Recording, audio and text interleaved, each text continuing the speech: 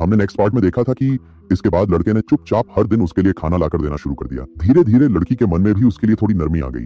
अब वो खाना खा लेने के बाद लड़के की कटोरी नहीं तोड़ती थी। जल्द ही स्कूल खुलने का समय आ गया। चूंकि ये 9 साल की अनिवार्य शिक्षा थी, इसलिए लड़की को भी स्कूल आना पड़ा। लेकिन जैसे ही वह क्लास में पहुंची, बाकी बच्चों ने उसके फटे पुराने कपड़े देखे और उसका मजाक उड़ाने लगे। सबने उसे कूड़ा बीनने वाली गंदी लड़की कहकर पुकारा और उसे क्लास से निकालने की बात करने लगे। अच्छा हुआ कि लड़का क्लास का मॉनिटर था। उसने तुरंत सबको डांट लगाई और चेतावनी दी कि अगर किसी ने दोबारा ऐसा किया तो वह सीधे टीचर से शिकायत करेगा। ये सुनकर सब बच्चे चुपचाप अपनी जगह पर जाकर बैठ गए। दोपहर के खाने के समय लड़की के सामने भरी हुई थाली देखकर बाकी बच्चे फिर मजाक उड़ाने लगे। कोई बोला, खाओ खाओ, सबका खाना तुम्हारा ही है। तो कोई बोला, शर्म नहीं आती? किसी ने कहा, अगर खाना नहीं होता तो छोड़ देती। तो एक और ने ताना मारा, घर जाकर भी तुम्हें खाना नहीं मिलता क्या? लड़की की आंखों में आंसू थे। वो बोली, मेरे पापा कहते हैं मैं बोझ हूँ, एक निवाला तक देने को तैयार नहीं होते।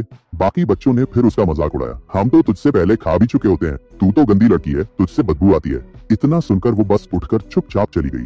थोड़ी देर बाद कुछ बच्चे आपस में बातें करने लगे कि कहीं उन पर पानी तो उसी लड़की ने नहीं डाला था। किसी ने कहा, नहीं, शायद उस लड़के ने किया था, वो भी तो अभी हमारे ऊपर हंस रहा था, देखना हम कैसे सबक सिखाते हैं। स्कूल की छुट्टी के बाद रास्ते में एक मोटा लड़का लड़की की किताबें छीनकर उसे परेशान करने लगा। यह सब लड़के ने देख लिया और तुरंत आगे आकर उस मोटे लड़के को रोका। उसी दौरान लड़की ने मौका पाकर उस लड़के को चुपके से काट लिया। गुस्से में मोटे लड़के ने लड़की को जोर से धक्का दे दिया और चिल्लाया कि इसे तो गटर में फेंक देना चाहिए। तभी लड़के ने हिम्मत दिखाई और बोला, तुम लोग उसे छू भी नहीं सकते, उसे मेरे हवाले करो। फिर उसने सबको चुनौती दी, तुम जैसे 10 और आ जाएं तो भी मैं अकेला ही निपट लूंगा। बच्चे डर गए और पीछे हटने लगे, लेकिन तभी कुछ और बच्चों ने शोर मचाया, उससे निपटो, उसे सबक सिखाओ। और सब उसके पीछे भागने लगे। हर तरफ से आवाजें आने लगी, पकड़ो उसे, जल्दी भागो, उससे सबक सिखाना है। लेकिन लड़का डटा रहा, वो थका नहीं, पीछे नहीं हटा। उसने पूरी हिम्मत से सामना किया। और यही दिखाता है कि असली ताकत कपड़ों, पैसे या शक्ल में नहीं होती, बल्कि हिम्मत और इंसानियत में होती है।